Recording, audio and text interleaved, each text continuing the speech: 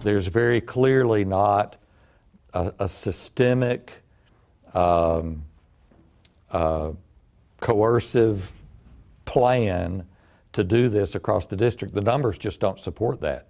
An internal review by Metro Schools appeared to clear district leaders of any wrongdoing. Investigators did find what they called an unusually high number of students moved out of classes at Hunters Lane High School shortly before those critical end-of-course exams. But Phil Williams discovered investigators didn't look very hard.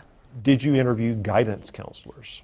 No, we did not. We went. Why not? Well, first of all, we found very few students that fit the pattern or that we were looking at. Our investigation also uncovered allegations that some struggling students were encouraged to skip the ACT college prep test that's supposed to be given to all 11th graders. The review found only 85% of 2014 graduates ever took the test. In 2015, that number dropped to 83.9%. If you have a high schooler that is not college bound and you're giving the test on Thursday and it's a 5-hour test and they don't come to school, it's a real challenge. Did you ask whether principals had been telling students that they could skip that day? We did not interview people for this. We did not go out and ask. This was not an investigation. This was basically a review of data. Still, after the internal review was critical of Hunters Lane, the principal there fired back. Her response, obtained by Chief Investigative Reporter Phil Williams, revealed emails that appear to show the orders came from the top, just as the whistleblowers had suggested. True games would involve making sure that every student tested. Our investigation began with 2 Metro Schools insiders who went public with concerns about struggling students being pulled from critical classes at some struggling high schools. All of these students, the ones that got pulled, have that in common. They did not perform well on the predictive tests. Predictions that they might not perform well on end-of-course exams that are used to rate the performance of the schools. Why would they do that? I mean, the only reason is because they want their scores to go up. Yet when lawmakers held hearings, we have not found instances of gamemanship. But now emails obtained by NewsChannel 5 Investigates tell a different story. Everything they said in their testimony in that hearing has just been proven to be a lie by these emails.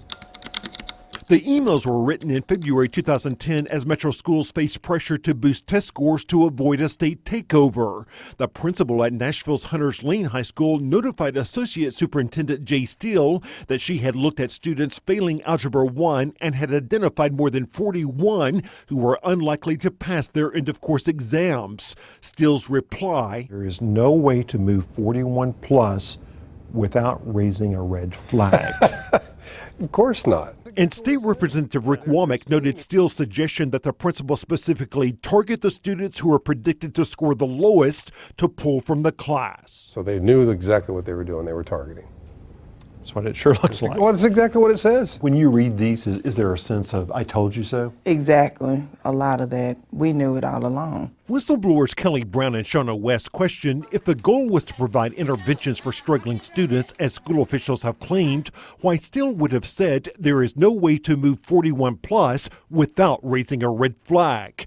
The principal asked, stick with under 10. Steele replied, yes, keep it low. If it's the best thing for the student, do it for everybody. Why would you keep it low? Why would you do that? And Steele's suggestion to target the students who are predicted to score the lowest, these women say, is a critical point. And if this is what you're trying to do is manipulate data and you're trying to make your scores look better, You want your obviously best students to test. Yeah, So and you they want to would- throw your low ones out. Gamesmanship, manipulating data.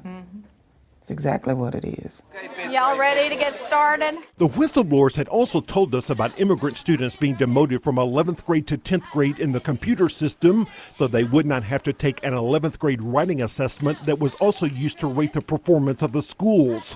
And there it is in this email from Jay Steele instructing principals, this is not a demotion and does not affect graduation. It was, he said, only a change on paper. These are 11th grade students that were supposed to take that writing exam.